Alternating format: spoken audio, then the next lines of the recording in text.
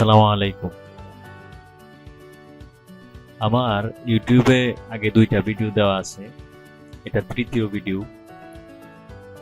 অনেকের অনুরোধে আমি ভয়েস নিয়ে আসলাম, কারণ ভয়েস হলে অনেকেই বলছে যে ভয়েস হলে আমাদের জন্য বুঝতে সুবিধা হয় আর কি। আর বিশেষ কারণ হচ্ছে যে নতুন যারা ফ্রিপিকের 3D ট্যাক্স ইফেক্ট নিয়ে কাজ করতেছে তাদের রিজেকশন ইস্যু আসতেছে, আনওয়ান্টেড এলিমেন্টস। এটা কেন আসতেছে অনেকে বুঝতেছে না, সেটা ক্লিয়ার করার জন্য আজকের এই ভিডিওটা করা। সেই সাথে একটা ডিজাইন করব, ডিজাইন করে ফাইনালি কেন রিজেকশনটা আসতেছে এই বিষয়টা আমি ক্লিয়ার করব। তো প্রথম থেকে শেষ পর্যন্ত ভিডিওটা দেখবেন। আর রিজেকশন ইস্যু কেন হয় এই ভিডিও দেখার পরে আর হয়তো এই ভুলটা হবে না, সামান্য বিষয়। তো প্রথমে ডিজাইনে চলে যায়, ডিজাইন করার পরে শেষ দিক দিয়ে আমি রিজেকশন ইস্যুটা বলে দেব। আমি ইলাস্ট্রেটরে করব, ইলাস্ট্রেটরে গেলাম। আমি কালারগুলো আগে থেকেই রেডি করে রাখছি, কারণ কালারগুলো রেডি করতে অনেকটা সময় নেয়, সেক্ষেত্রে আমি আগেই রেডি করে রাখছি আপনাদেরকে সুন্দরভাবে ডিজাইনটা যেন অল্প সময়ের মধ্যে করে দিতে পারে। আর এই ডিজাইনটা মূলত আগের স্টাইল থেকে ভিন্ন হবে, উল্টা হবে। তো একটা আউটপুট নেই, ফাইল থেকে নিউ ওয়েট হলো 5000। আমি এই আউটপুটটা একটু বড়ই নিতেছি, 3000 ক্রিয়েট। আউটপুটটা নেওয়ার পরে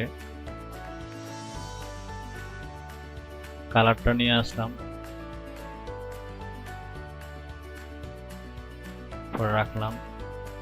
সেম আর একটা আউটপুট নেব, 5000 3000। ওকে, অ্যালাইন করে দেব। অ্যালাইন করে দিয়ে আইড্রপার দিয়ে ব্যাকগ্রাউন্ড কালারটা নেব। এই কালারটা দিলাম। এই কালারটা দেওয়ার পরে আপনার এটার উপরে আরেকটা গ্রেডিয়েন্ট কালার নেব। গ্রেডিয়েন্ট কালার নেওয়ার আগে এই আউটপুটে এই ব্যাকগ্রাউন্ডে ইফেক্ট ইউজ করব, টেক্সচার ইউজ করব। ইফেক্ট থেকে টেক্সচারাইজার, স্যান্ডস্টোন, স্কেলিং দিব 100, রিলিফ দিব 4। ওকে, এখন কিন্তু কিছু বোঝা যাচ্ছে না। আমি যদি জুম আউট করি, এই যে এখন দেখেন অল্প একটু ইফেক্ট নিলাম। ইফেক্ট নেওয়ার পর এখানে আরেকটা আউটপুট দিব উপরে, সেম আউটপুট 5000 3000 পিক্সেল। ওকে, অ্যালাইন করে দিই। এখানে আরেকটা গ্রেডিয়েন্ট কালার নেব, ব্ল্যাক এন্ড হোয়াইট, থেকে রেডিয়াল করে দেব।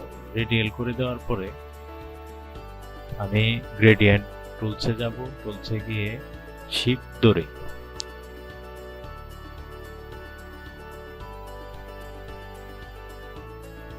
এইটুকু রাখব। রাখার পরে এটা ট্রান্সপারেন্সি থেকে সফট লাইট করে দেব, অপাসিটিটা 80 করে দেব।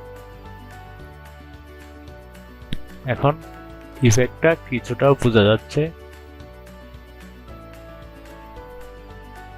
ব্যাকগ্রাউন্ডের কাজ আমাদের আপাতত শেষ। 2টা সিলেক্ট করে গ্রুপ করে বিজি লিখে দিই, লক করে দিই। লক করে দেওয়ার পরে টেক্সট নেই, টাইপ টুল থেকে টাইপ টুল সিলেক্ট রেখে টেক্সট নেব। আজকে ডিজাইনের যেটা হবে ডিজাইন, সেটা হবে ফ্রেশ।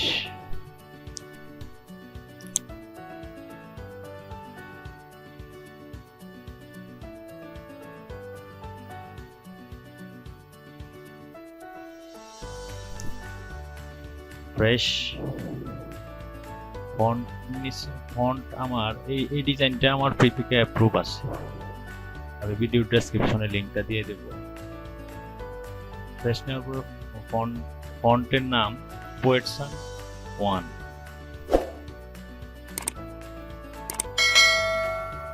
এটার সাইজ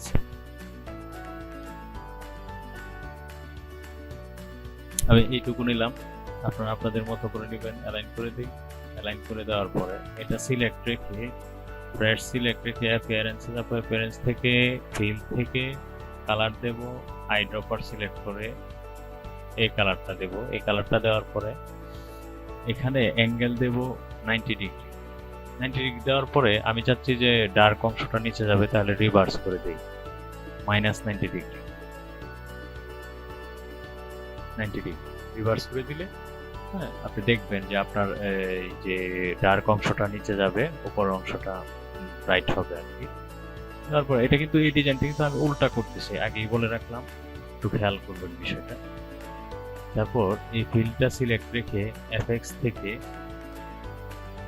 স্টাইল থেকে ড্রপ শ্যাডো মাল্টিপ্লাই দেওয়ার পরে অপাসিটি দেব 20, এক্স দেব -12.5, ওয়াই দেব 12.5, ব্লার দেব 2.5। প্রিভিউ দেই। প্রিভিউ দিলে এখানে কালারটা দেব ব্ল্যাক। ওকে, একটু জুম করি। একটু জুম করলে বোঝা যাবে। এই যে দেখেন এই অংশটায় একটু শ্যাডো করছে অল্প। জুম আউট করি। এখন এই ফিল্ডটাই সিলেক্ট, আবার যাব এফএক্স থেকে style drop shadow multiply opacity 50%। এক্সের যে মানটা আছে এটা করে দেব -107.5, ওয়াই এর যে মানটা আছে 17.5, ব্লার 2.5 সেম থাকবে, কালার সেম থাকবে। প্রিভিউ এটা একটু বাড়িয়ে দেওয়ার কারণে শ্যাডোটা দেখেন ডাবল হয়ে গেছে, এখন বোঝা যাচ্ছে। ওকে, ওকে দেওয়ার পরে এখন চাচ্ছি যে আমি এই ব্রাশের উপর দিয়ে স্ট্রোকের মতো একটা লাইট থাকবে, সাদা অংশ থাকবে আর কি, এই যে এই সাইড। তো এই কালারটা সিলেক্ট থাকা অবস্থায় এফএক্স থেকে স্টাইল ড্রপ শ্যাডো থেকে লাইট যেহেতু হবে অবশ্যই কালারটা হোয়াইট হবে।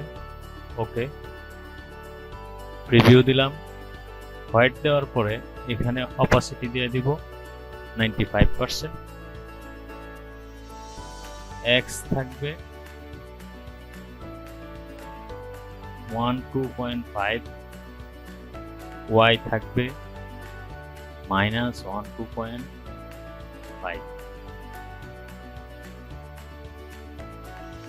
ব্লার 2.5। এই যে মোড যেটা মাল্টিপ্লাই ছিল এটা করে দেব স্ক্রিন। দেখেন আমি যেটা চাচ্ছিলাম যে হোয়াইট অংশটা স্ট্রোকের মতো এই সাইড দিয়ে থাকবে, তাহলে উপরের কাজটা আমি আপাতত শেষ করব।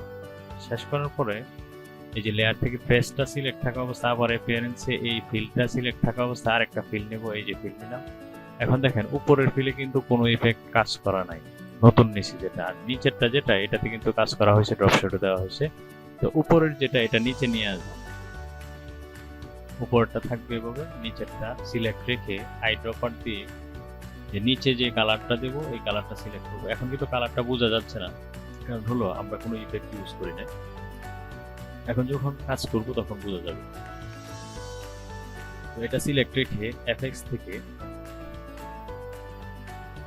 কালার দেওয়ার পরে এফএক্স থেকে পাথ থেকে অফসেট পাথ থেকে প্রিভিউটা দেব, অফসেট পাথ নেব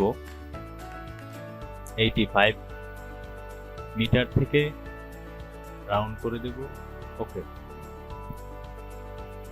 এখন এটার দেখেন এটার অ্যাঙ্গেলটা কিন্তু গ্রেডিয়েন্টের অ্যাঙ্গেলটা কিন্তু 90 ডিগ্রি আছে, এইটুকু আপাতত রাখার পর এটা সিলেক্ট রেখে ফিল্ডটা সিলেক্ট করে এফএক্স থেকে ডিস্টর্ট ট্রান্সফর্ম থেকে ট্রান্সফর্ম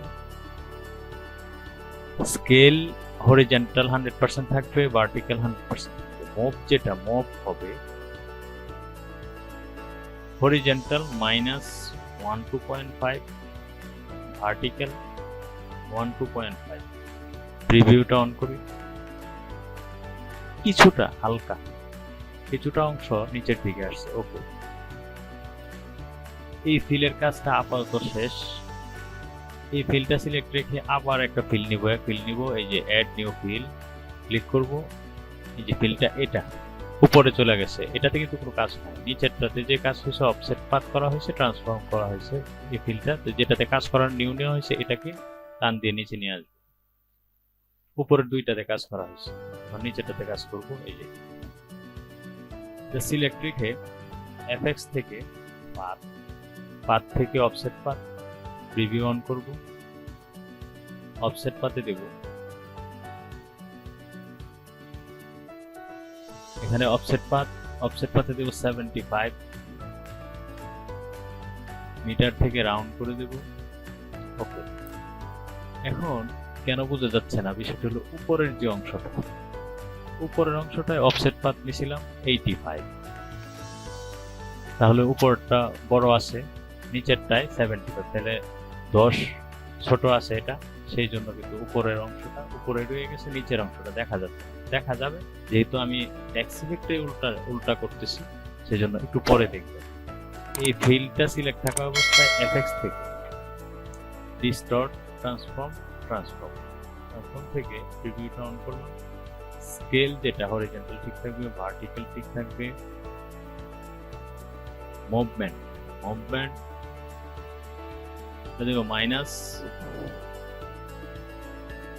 2.5, ভার্টিক্যাল 1 2.5। ওকে, হালকা একটু নিচে আসছে, এটা বোঝা যাচ্ছে না যেহেতু উপরের অংশটা বড় আছে। এইটা সিলেক্ট রেখে আবার এফএক্স থেকে ডিস্টর্ট ট্রান্সফর্ম থেকে হরিজন্টাল স্কেল ঠিক থাকবে, ভার্টিক্যাল ঠিক থাকবে, মুভমেন্টটা চেঞ্জ হবে। হরিজন্টাল থাকবে -0.25, ভার্টিক্যাল থাকবে 2.5,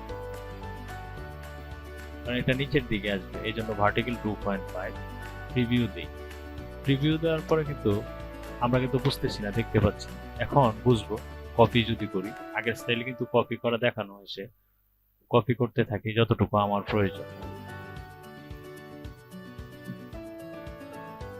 যে নিচে নামতেছে, এটা বুঝতে কষ্ট হচ্ছে, কারণ হলো আমি 4D দিয়ে দিই, বুঝতে কষ্ট হচ্ছে কারণ কালার চেঞ্জ করা হয়নি, কালার উপরের সেম কালারটা রয়ে গেছে। ওকে দিই, ওকে দেওয়ার পরে এই ফিলটা সিলেক্ট রেখে আইড্রপার দিয়ে এই ডার্ক কালারটা দিয়ে দিই, যেটা আমি রাখছি। দেখেন এটা কিন্তু 90 ডিগ্রি অ্যাঙ্গেলে কালারটা রয়ে গেছে। এখন বুঝতে পারছেন যে কালারটা কি হয়েছে। এটা কিন্তু ইফেক্টের কাজ কিন্তু শেষ। এখন এটা সিলেক্ট রেখে এফএক্স থেকে স্টাইল থেকে ড্রপ শ্যাডো নেওয়ার আগে এখানে যে কালারটা সিলেক্ট করছি, এখানে যে কালারটা নিচ্ছি ড্রপ শ্যাডোর জন্য আপনি ব্ল্যাক নেবেন।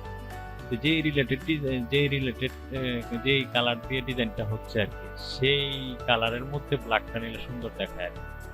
এখন ফ্রেশটা সিলেক্ট রেখে অ্যাপিয়ারেন্স থেকে নিচের যে ফিলে কাজ করছি এটা সিলেক্ট রেখে এফএক্স থেকে স্টাইল থেকে ড্রপ শ্যাডো থেকে প্রিভিউটা অন করব।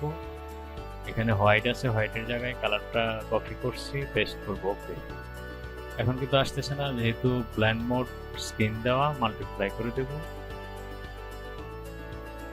মাল্টিপ্লাই করে দিয়ে এক্স যে অংশটা আছে 0 করে দেব, আর অপাসিটি 70 রাখবো, অপাসিটি কমায় রাখবো 70 রাখবো যতটুকু প্রয়োজন। ওয়াই অফসেট যেটা আছে এটা 75 জানবো, যত দূরত্ব দিবেন আর কি, এটা নিচে আসবে আর কি। হ্যাঁ, এই যে আসছে। এখন ব্লার 50%, আমার এইটুকু হলে চলে। ওকে, কালারের কাজ শেষ, কালারগুলো ডিলিট করে দিই। অ্যালাইন করা হয়েছে। আর প্রেজেন্টেশন যে বিষয়টা, প্রেজেন্টেশন আপনারা করতেই পারেন, তবে অন্যজনের সাথে যেন না মিলে প্রেজেন্টেশন যে টেক্সটটা দিবেন। এই প্রেসটা সিলেক্ট করে কন্ট্রোল জি দিয়ে গ্রুপ করে এটাকে ইফেক্ট লিখে দিই। প্রেজেন্টেশন যেটা দেব এটা আপনাদের মন মতো দিবেন, আর ভিন্ন যেন হয়, অন্যদের সাথে যেন মিল না হয়। প্রেজেন্টেশন ট্যাক্সের জন্য কিন্তু রিজেক্ট করা।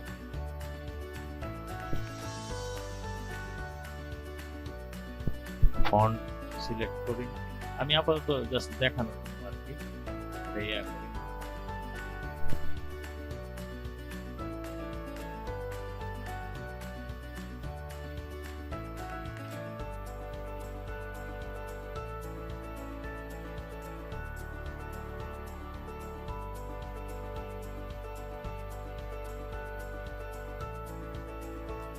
এটা কপি করে নিচে নিয়ে আসবো।